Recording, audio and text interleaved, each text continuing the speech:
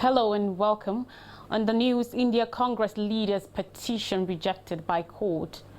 Meanwhile, United Nations says South Asia records highest number of child brides. Solar eclipse wows viewers in Indonesia and Australia. Declining infant vaccinations due to COVID-19, and Cuban president gets 5-year re-election term. On politics, a court in India's western state of Gujarat has rejected Congress leader Rahul Gandhi's plea seeking a stay of conviction in a defamation case, stoking uncertainty over whether he will be able to contest an election due next year. Gandhi was convicted last month in a case brought by a state legislator from Prime Minister Narendra Modi's Bharatiya Janata Party BJP after comments the Congress party leader made in a speech were deemed to be insulting to the Prime Minister Narendra Modi and other people surnamed Modi. The district court in Surat City had sentenced Gandhi to 2 years in prison for his 2019 remarks referring to two fugitive Indian businessmen, both surnamed Modi. In an election rally that year, the 52-year-old leader had asked how come all thieves have the name Modi. In an election rally, Nazadi Desai, a Congress leader and lawyer, said according to a report. Gandhi, 52, lost his parliament seat in March after being convicted and sentenced to 2 years in jail for the Modi comments. The law that governs elections in India mandates disqualification for any lawmaker who is convicted of any offense and sentenced to imprisonment for not less than 2 years. South Asia is home to the highest number of child brides in the world as increased financial pressures and school closures due to COVID-19 forced families to marry off their young daughters, according to new estimated released by UNICEF. There were 290 million children brides in the region, accounting for 45% of the global total, the Children's Agency of the United Nations said on Wednesday, calling for more efforts to end the practice. While Askina, UNICEF's regional director for South Asia, in a statement said the fact that South Asia has the highest child marriage burden in the world is nothing short of tragic. Child marriage locks girls out of learning, puts their health and well-being at risk, and compromises their future. Every girl who gets married as a child is one girl too many. A new study by the agency that also included interviews and discussions across 16 locations in Bangladesh, India and Nepal found that many parents saw marriage as the best option for daughters who had limited options to study during COVID-19 lockdowns. The legal age of marriage for females is 20 in Nepal, 18 in India, Sri Lanka and Bangladesh, and 16 in Afghanistan. It is 16 in Pakistan, except for Sindh province, where the minimum age is 18. The United Nations study also found that families were pushed by financial strains during the pandemic to marry their daughters young in order to reduce costs at home. John Anderson, Asia Pacific Regional Director of the United Nations Population Fund, said the agency said potential solutions identified in discussions include enacting social protection measures to counter poverty, protecting every child's right to education, ensuring an adequate framework to enforce the law, and making more efforts to address social norms. Now, some 20,000 people assembled under a cloudless sky in the northwest Australian coastal town of Exmouth to enjoy a rare total solar eclipse that plunged the region into darkness for 58 seconds as the moon blocked out the sun. The remote town, with fewer than 3,000 residents, was one of the best vantage points in Australia to see the eclipse, that also across Indonesia and East Timor. An international crowd had been gathering at Exmouth for days, camping in tents and trailers on a red, dusty plain on the edge of town with cameras and other viewing equipment pointed to the skies. Many people become addicted to that minute or so of airy otherworldliness, said John Latinzio of the Astronomical Society of Australia. They become eclipse chasers and they travel all over the world for repeat experiences. The totality occurred at 11:29:48 local time on Thursday, bringing darkness and a spectral calm, according to those who were there. Less than a minute later, the dusty outback was back again, bathed in light. People in the West Papua and East Timor were also being able to witness the total eclipse. In the Indonesian capital, hundreds flocked to the Jakarta Planetarium to watch the partial eclipse, which was obscured by clouds. The hybrid solar eclipse was mostly over water as it tracked from the Indian Ocean to the Pacific Ocean. The few people in its path either saw the darkness of a total eclipse or a ring of fire as the sun peeked from behind the new moon. The eclipse also gave scientists a chance to observe the sun's corona, which is usually obscured by its bright rays. Witnessing a similar eclipse once helped Albert Einstein's hypothesis that lights can bend. Such events happen about once every decade. The last one was in 2013, and the next one is not until 2031. Talking about health, some 67 million children around the world partially or completely missed routine vaccinations between 2019 and 2021 because of the lockdowns and the disruption to healthcare caused by the COVID-19 pandemic, according to the United Nations Children's Agency. More than a decade of hard-earned gains in routine childhood immunization have been eroded. UNICEF warned in its annual State of the World's Children report, which was released on Wednesday, warning that getting back on track will be challenging. Of the 67 million children whose vaccinations were severely disrupted, 48 million missed out on routine vaccination entirely, the agency said, warning of the potential for outbreaks of polio and measles. Vaccine coverage among children declined in 112 countries, and the percentage of children vaccinated worldwide slipped 5 percentage points to 81%, the lowest since 2008. Africa and South Asia were particularly hard hit. Brian Keeley, the report's editor-in-chief, said according to reports that vaccines have played a really important role in allowing more children to live healthy, long lives. Any decline at all in vaccination rates is worrying. The slide in vaccination rates could be compounded by other crises, keenly warned, from climate change to food insecurity. UNICEF called on governments to double down on their commitment to increase financing for immunization, with special attention on accelerating catch-up vaccinations for those who missed their shots. Measles killed about 2.6 million people each year, mostly children, before a vaccination was introduced in 1963. The number of deaths had fallen to 128,000 by 2021, but with vaccine coverage declining to 81% that year, compared with 86% in 2019, the number of cases doubled in 2022. On elections in Cuba, Cuba's National Assembly has ratified another 5-year term for incumbent President Miguel Diaz-Canel in a move anticipated to result in few changes as the country struggles with an economic crisis and an exodus of citizens. We must assume this gigantic challenge without slowing down, Diaz-Canel, 62, said in a speech following his victory on Wednesday. He called upon his cabinet to face up to obstacles and resolve inefficiencies over the next 5 years. Diaz-Canel won re-election with votes from 459 of the 462 legislators present. He first assumed the presidency in 2018 and has largely rejected proposed structural changes to Cuba's political and economic system. He has proclaimed himself a president of continuity when what the country is asking for, and even the agenda for the Communist Party itself, is an agenda of continuous change. Arturo Lopez Levy, an analyst at the Autonomous University of Madrid, said according to report. The legislators who voted to extend Diaz-Canel's mandate only recently faced elections themselves last month for Cuba's 470-member National Assembly. Critics point out that Cuba's government does not allow opposition challenges. Half of the candidates in March legislative election came from locally elected municipal assemblies, with the other half nominated by groups representing other segments of society, such as labor unions.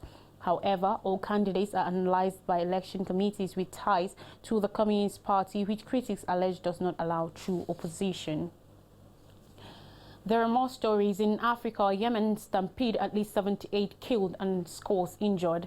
At least 78 people have been killed and hundreds injured in a stampede in Yemen's capital, according to Houthi officials and reports. The stampede happened late on Wednesday as hundreds of people crowded into a school in Sana'a in the hope of getting a charitable donation of about $10 that was being handed out by merchants to mark the final days of Ramadan. Over 300 people were heard, the report said, citing a Houthi security official. At least 73 of the injured were taken to the Al Thura hospital in Sana'a, according to hospital deputy director Hamdan Bagheri, with families rushing to hospitals to try and find their loved ones. The Houthi-controlled Ministry of Interior spokesperson, Brigadier Abdel Khalek Al-Ghari, described the incident as tragic, blaming the random distribution of funds without coordination with local authorities. The two merchants who organized the event had been detained and an investigation was underway, the ministry said. The Houthis announced they will pay some $2,000 in compensation to each family who lost a relative, while the injured will get about $400 US. Sana'a has been under the control of the Houthis since 2014, when they removed the country's internationally recognized government that led to the intervention of the Saudi-led coalition a year later. More than 150,000 people, including fighters and civilians, have been killed in the conflict, which has created one of the world's worst humanitarian disasters. Over 21 million people in Yemen, or two-thirds of the country's population, need assistance and protection, according to the United Nations Office for the Coordination of Humanitarian Affairs. In Central African Republic, CAR accuses rebels for killing Chinese miners. Authorities in the Central African Republic alleged Wednesday that a leading rebel group was behind the murder of 9 Chinese gold miners last month, despite denials by the insurgents. The rebels blamed the Russian paramilitary group Wagner, hired to protect several lucrative gold and diamond mines operated by Russian firms in the country, for the attack. Justice Minister Arnaud Jabawe Abazene said the killers were indisputably elements from the CPC, or Coalition of Patriots for Change, quoting a final report from an inquiry into the March 19th deaths. The CPC, an alliance of rebel groups formed in December 2020 to overthrow President Faustin Archange Touadéra, has denied any involvement in what it has called a despicable and barbaric act. It has not provided evidence for its claim that Wagner mercenaries were involved in the murders, but the Justice Minister also declined to provide details from the report, accusing the rebels and journalists were not allowed to ask questions during his press conference. Hundreds of Wagner paramilitaries were deployed to the CAR in 2018, and their numbers increased in 2020 to fend off an assault on the capital by the CPC. The 9 miners had been employed by China's Gold Coast Group at the Chimboli mine, 25 kilometers, 15 miles from Bambari, the main town in the Awka prefecture. Abazin said, according to a report, that the president thanked our Russian allies who managed to neutralize certain perpetrators, seized evidence, and to put to flight the rest of these criminals. And several flee Khartoum as ceasefire crumbles. 6th day of fighting in Sudan as ceasefire between the army and the powerful paramilitary group Rapid Support Forces RSF failed. This is the second ceasefire they have broken. Several of residents have fled the capital Khartoum. Some 320 soldiers who were detained in neighboring Chad. Chad's Defense Minister Bachira Issa Njadala said, "I already have 320 soldiers who are already in our territory. They're military, no doubt they are civilians, so we are in the process of welcoming them and taking all the necessary measures to ensure that they are suitably accommodated." The violent clashes have already left over 270 civilians dead and more than 2,000 injured, according to the World Health Organization. Germany and Japan are reportedly planning the evacuation of their citizens. On Thursday, the United Nations will meet with the African Union, the Arab League, and representatives of other organizations to discuss the situation in Sudan. I'll take this short break, and when I come back, I'll bring you more stories. Stay with us.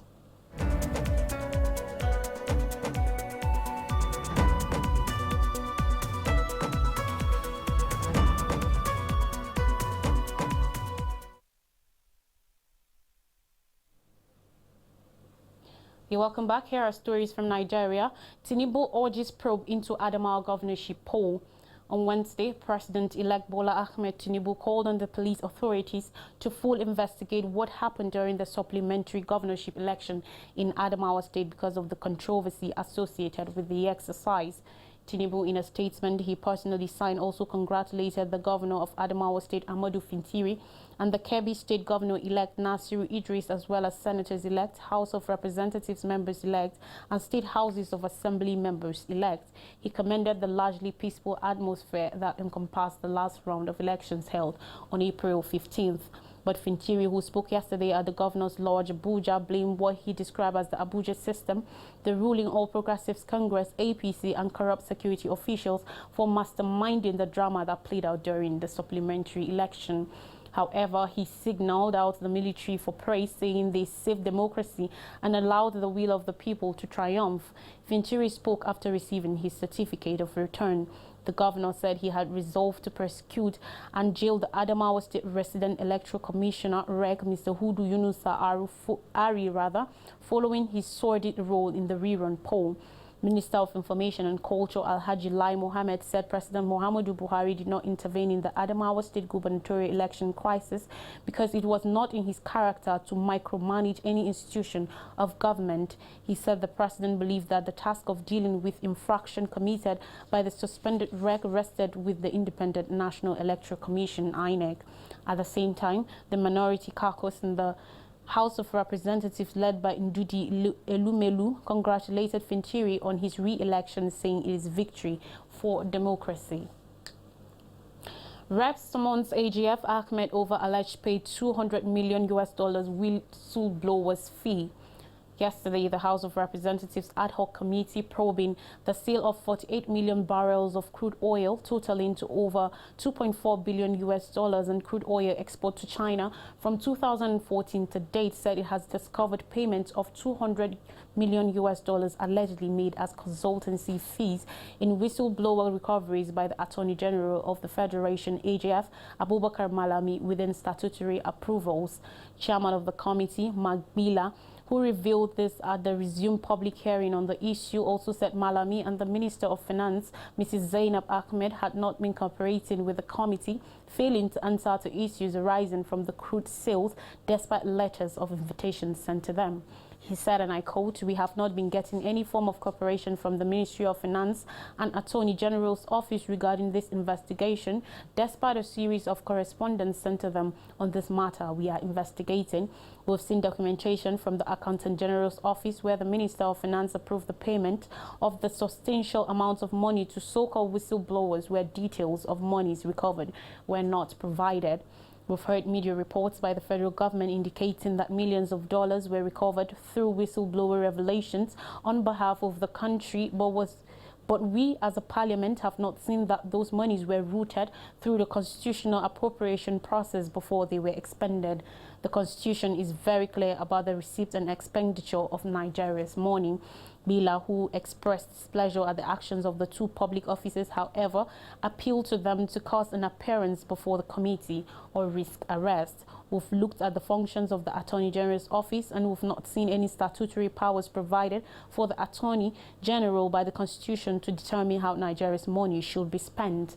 There was an incident about a whistleblower who made a formal report to Nigerian Financial Intelligence Unit, NFIU, about $200 million paid into two companies' accounts, Bees Plus and GSCL, allegedly for consultancy services, which allegedly were approved by the Attorney General's office on the approval of Mr. President. And finally, on the news, federal government asks immigration boss to proceed on retirement. Issa Jere, the Controller General of the Nigeria Immigration Service, NIS, has been ordered by the federal government to hand over to the most senior officer in the service. This is coming on the heels of several news reports that CJ Issa Jere Idris, who was appointed in acting capacity just before his retirement in April 2022, has gotten another extension ahead of the expiration of his initial one-year tenure extension, which lapses on April 24th, 2023. In a letter dated Monday, 17th April 2023, addressed to the Acting Controller General, Nigeria Immigration Service, and signed by the Secretary to the Civil Defense, Correctional, Fire and Immigration Services Board, Obasi Edozie Edmond, the Chairman of the Board, Benny Rauf Aregboshola, directed that the CJI Jere should hand over to the most senior officer of the service. "You are directed to hand over to the most senior officer in the service," the letter reads, inter alia. Recall that President Muhammadu Buhari had, in a letter dated April 22nd, 2022, and addressed the Minister of Interior Rauf Aregbesola by Chief of Staff to President Buhari, Professor Ibrahim Gambari, announced the approval of the extension of Jerry's tenure with immediate effect. A recap of major stories says India Congress leaders petition rejected by court. United Nations says South Asia records highest number of child brides. Solar eclipse wows viewers in Indonesia and Australia. Decline infant vaccinations due to COVID-19, and Cuban president gets 5-year re-election term. Thanks for watching. Enjoy the rest of the day.